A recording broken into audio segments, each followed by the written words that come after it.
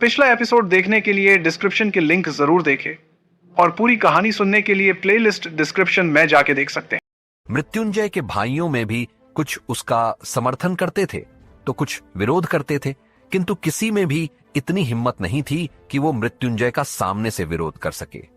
उसके सभी बड़े और छोटे भाई भी लंबे चौड़े जवान होने के साथ ताकतवर भी थे। उन सभी को काली विद्या और सिद्धियां प्राप्त थीं। मृत्युंजय को इतने विलंब से आते देख दैत्यसुर क्रोधित हो मृत्युंजय से प्रश्न करते हैं, इतना विलंब क्यों? मृत्युंजय अब आगे अपने पिता का प्रश्न सुन मृत्युंजय उन्हें देखता है, लेकिन उसका जवाब देने का बिल्कुल भी मन नहीं था। फिर भी वो जवाब देते हुए कहता है, एक आवश्यक कार्य में व्यस्त हो गया था। इतना कह मृत्युंजय शांत हो जाता है, जिससे राजा दैत्यसुर अपनी बात आगे जारी रखते हुए मृत्युंजय से कहते हैं, हमें जानकर प्रसन्नता हुई कि आप अपने उद्देश्य की ओर बढ़ रहे हैं और कल का युद्ध हमारे लिए अति महत्वपूर्ण है, इसलिए हमने अपने सभी अन्य अभियानों की यात्रा छोड़ यहां चले आए, आप सभी का साथ देने। राजा दैत्यसुर की बात सुन उनका सबसे बड़ा पुत्र कपालसुर अपनी बात रखते हुए उनसे कहता है, पिताश्री, इस युद्ध में सबसे बड़ी बाधा तो वो ताम्रवती की राजकुमारी स्वर्णप्रभा है। उसके शक्तियों के बहुत चर्चे सुने हैं हमने। कपालसुर से स्वर्णप्रभा का जिक्र सुन गुस्से से मृत्युंजय की हाथों की मुट्ठी बंद हो जाती है। तो वहीं दैत्यसुर कपालसुर की बात सुन आगे कहते हैं, हां सुना तो हमने भी है, किंतु उसे हमारे मार्ग से हटना ही पड़ेगा, क्योंकि अब हम और प्रतीक्षा नहीं कर सकते अपने उद्देश्य को प्राप्त करने में। दैत्यसुर की बात सुन सभी सहमति से अपना सिर हिला देते हैं। तभी एक और राजकुमार अपनी बात रखते हुए कहता है, आप चिंतित ना होइए पिताश्री, उस राजकुमारी को तो हम इस युद्ध में पराजित कर अपना बंदी बनाएंगे, जिससे वो अपना शेष जीवन तमस राज्य के कारागार में व्यतीत करेगी। उस रजक सातमर की बात सुन दूसरा राजकुमार भी एक शैतानी हंसी हंसते हुए आगे कहता है, हां, और हमने सुना है बहुत खूबसूरत है वो राजकुमारी, और खूबसूरत स्त्रियों का स्थान तो हमारे महल में है, हमारे साथ। उस राजकुमार की बात सुन राजा दैत्यसुर भी मुस्कुरा देते हैं।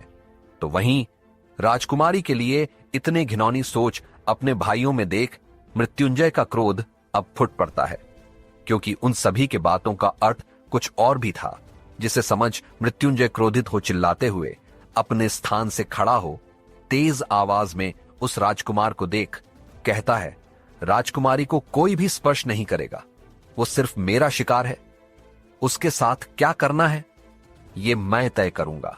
इतना कह मृत्युंजय सभी को देख आगे कहता है, किसी ने अगर उस पर दृष्टि भी डाली तो फिर वो ये संसार देखने योग्य नहीं बचेगा।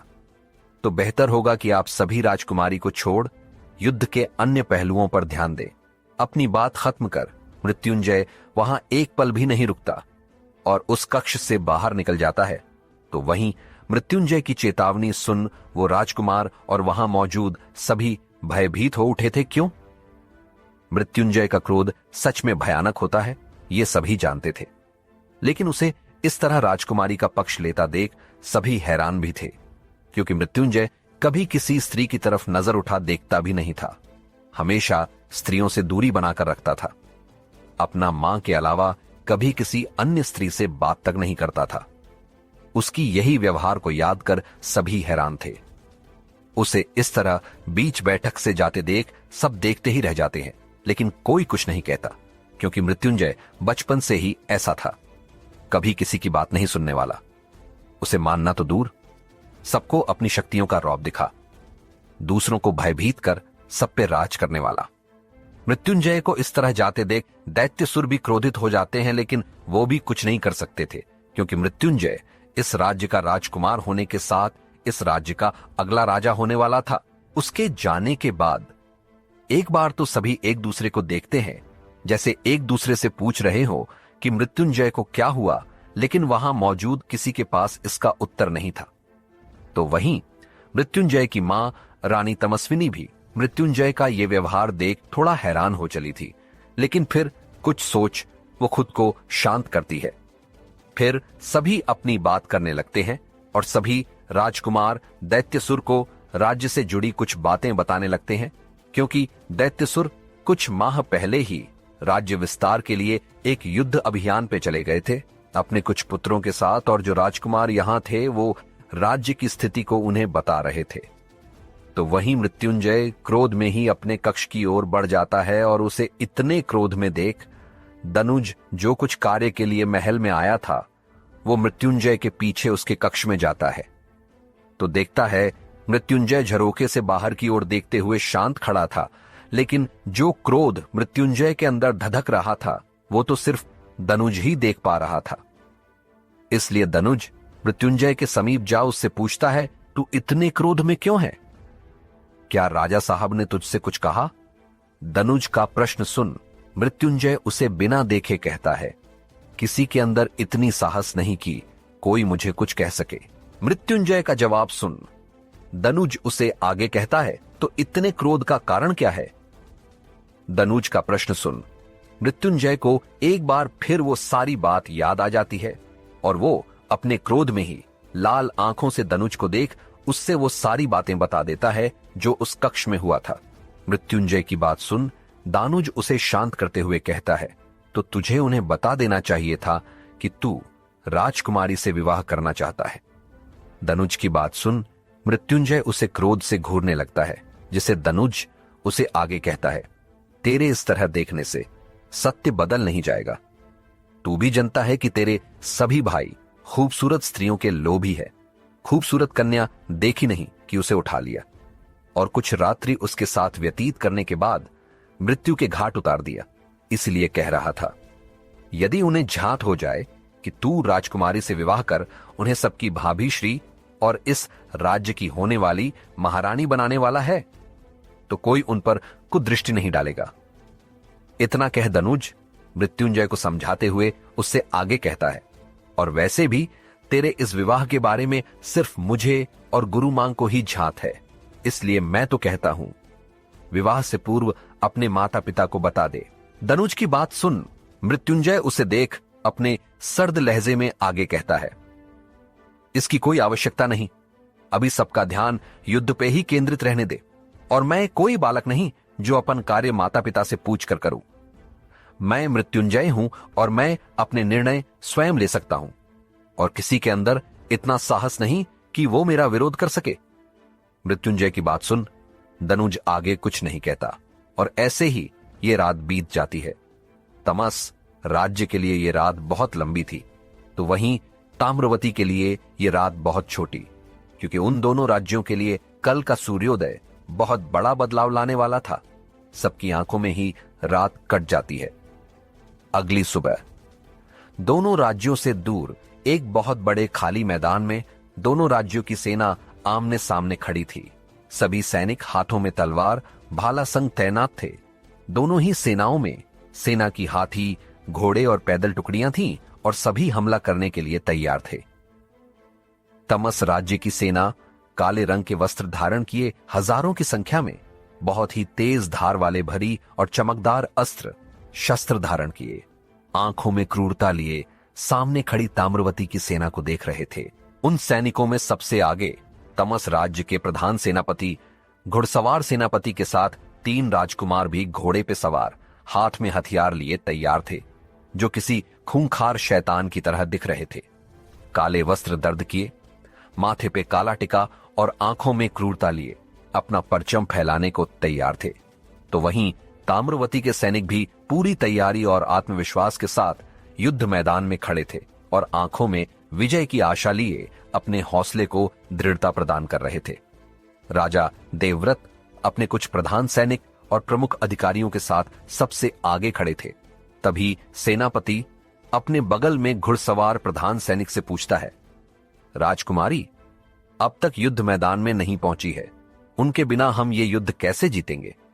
सेनापति की बात सुन वो घुड़सवार प्रधान सैनिक बड़े विश्वास के साथ ही कहता है, आप फिक्र ना करें सेनापति, राजकुमारी अवश्य आएंगी। हमें राजकुमारी पे पूर्ण विश्वास है, आप बस आक्रमण करने का आदेश दीजिए।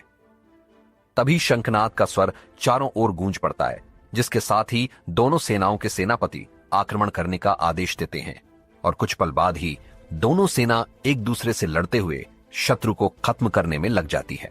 तो वहीं वो 3 राजकुमार अपनी क्रूरता और बाहुबल दिखाना शुरू कर दिए थे। जो भी सैनिक उनके सामने आता वो उन्हें सिर्फ मरते नहीं बल्कि उनका शरीर काट के अलग कर देते। वो भयानक युद्ध शुरू हो चुका था और धीरे धीरे उस मैदान की सफेद मिट्टी अब रक्त से लाल पड़ने लगती थी। लेकिन आश्चर्य की बात यह थी कि ताम्रवती के सैनिक कम और तमस राज्य के सैनिक ज्यादा मरे जा रहे थे। तो वहीं एक राजकुमार अपनी तलवार से साईं 8 को पेवार करते हुए दूसरे राजकुमार से कहता है, लगता है राजकुमारी युद्ध से पहले ही भयभीत होकर भाग गई, तभी तो अब तक प्रत्यक्ष नहीं हुई। पहले वाले राजकुमार की बात सुन। दूसरा राजकुमार शैतानी हंसी हंसते हुए कहता है, हां, मुझे भी यही प्रतीत होता है। वैसे भी स्त्रियां युद्ध लड़ने के लिए नहीं, गृहस्थ जीवन के लिए बनी है, फिर चाहे वो कोई राजकुमारी ही क्यों न हो।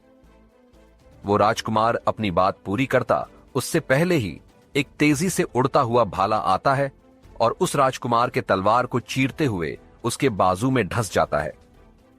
उस राजकुमार के साथ अन्य 2 राजकुमार भी इस अप्रत्यक्ष वार से क्रोधित हो उठते हैं और अपनी नजर चारों तरफ दौड़ते हुए इस भले को फेंकने वाले की तलाश करने लगते हैं। लेकिन उन्हें कोई नहीं दिखता, जिससे घायल राजकुमार क्रोध से उस भाले को निकाल ललकारते हुए उस अदृश्य युद्धों को सामने आने के लिए कहता है। उसकी ललकार सुन एक घुड़सवार तेजी से सैनिकों के बीच से उन्हें अपनी तलवार से मारते हुए उस राजकुमार के समीप आ जाता है और घोड़े से उतर उस घायल राजकुमार को देख आप तलवार को घूमते हुए उसे अपनी क्रोध भरी दृष्टि से देखता है।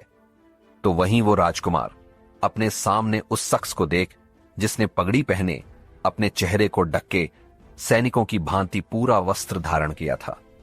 सिर्फ क्रोध में जलती आंखें ही दिख रही थीं, जिसे देख वो राजकुमार भी अपनी तलवार घूमते हुए उस पे वार करता है और उन दोनों के बीच तलवार से युद्ध शुरू हो जाता है। लेकिन वो नकाबपोश राजकुमार पे भारी पड़ रहा था, जिससे राजकुमार अब चल करते हुए अपनी शक्तियों का प्रयोग करके उस पे वार करता है, जिससे वो नकाबपोश संभल नहीं पाता और पीछे की तरह जा गिरता है। उसे इस तरह गिरता देख वो राजकुमार हंसने लगता है और आगे बढ़कर नकाबपोश को बेरहमी से पकड़ उठाने को होता है। लेकिन इससे पहले कि वो राजकुमार नकाबपोश को स्पर्श भी करता, उससे पहले ही नकाबपोश राजकुमार पे वार करते हुए उसकी बाजू उसके शरीर से अलग कर देता है। तो वहीं राजकुमार अपनी शक्तियों के घमंड में चूर, जिसे लगा नहीं था कि सामने वाला इतनी ताकत से वार करेगा कि उसका हाथ ही उसके बदन से कटकर अलग हो जाएगा, जिससे वो राजकुमार दर्द से चीखने चिल्लाने लगता है और वो नकाबपोश जल्दी से खड़ा हो जाता है और राजकुमार की आंखों में देख उससे कहता है, स्त्रियां सिर्फ सृजन करने के लिए नहीं बल्कि संहार करने के लिए भी बनी है। उस नकाबपोश की आवाज सुन राजकुमार की आंखें हैरानी से बड़ी हो जाती है, क्योंकि वो आवाज किसी पुरुष की नहीं बल्कि एक स्त्री की थी और राजकुमार को समझते देर नहीं लगता कि उसके सामने कौन खड़ा है, जिससे वो पीड़ा से उत्पन्न क्रोध में चिल्लाते हुए कहता है, राजकुमारी। उस राजकुमार से अपनी पहचान सुन राजकुमारी उससे अपनी तेज आवाज में कहती है, हां, मैं तिलिस्मी दुनिया की सबसे बड़ी जादूगरनी राजकुमारी स्वर्णप्रभा और तुम्हारी मृत्यु। राजकुमारी की बात सुन वो राजकुमार इतने पीड़ा में होते हुए भी हंसने लगता है और राजकुमारी को ऊपर से नीचे तक देख उससे कहता है, आज तक तो सिर्फ सुना था तुम्हारे बारे में, किंतु आज देख भी लिया। तुम्हारी आवाज तो किसी कोयल की तरह मधुर है, तो तुम कितनी खूबसूरत होगी इसका तो मैं अनुमान भी नहीं लगा सकता। उस राजकुमार से अपने लिए अपशब्द सुन राजकुमारी क्रोध से चिल्लाते हुए कहती है, अपनी ये गंदी जिह्वा से मेरा नाम भी लिया तो इसे काटकर फेंकने में मुझे कोई आपत्ति नहीं होगी, इसलिए अपनी गंदी जबान बंद रखो और युद्ध करो, क्योंकि निहत्थे पे मैं वार नहीं करती। राजकुमारी ने ऐसा इसलिए कहा था क्योंकि राजकुमार का वहीं हाथ कटकर नीचे गिरा था जिससे उसने तलवार पकड़ी थी। राजकुमारी की बात सुन वो राजकुमार भी अब क्रोधित हो जाता है, क्योंकि किसी स्त्री का उसे इस तरह ललकारना उसके लिए शर्मनाक बात थी, जिससे वो राजकुमार अपने पीड़ा को भूल दूसरे हाथ से तलवार उठा राजकुमारी पे वार करता है और राजकुमारी उस वार को रोकते हुए राजकुमार पे अगला वार करती है कुछ पल बाद, जब राजकुमार के हाथ से तलवार छूटकर नीचे गिर जाती है और वो अपनी काली शक्तियों का प्रयोग करना शुरू करता है, जिससे राजकुमारी भी अपनी शक्तियों का प्रयोग कर उस राजकुमार पे वार करती है और ऐसे ही दो संसार की अलग शक्तियों का युद्ध शुरू हो जाता है। कभी राजकुमारी उस पे भरी पड़ती तो कभी वो राजकुमार उन पे भरी पड़ता, क्योंकि राजकुमार के पास भी शक्तियां कम नहीं थीं। लेकिन कुछ ही पल बाद वो राजकुमार दुर्बल होने लगता है, क्योंकि राजकुमारी को पराजित करना इतना आसान नहीं।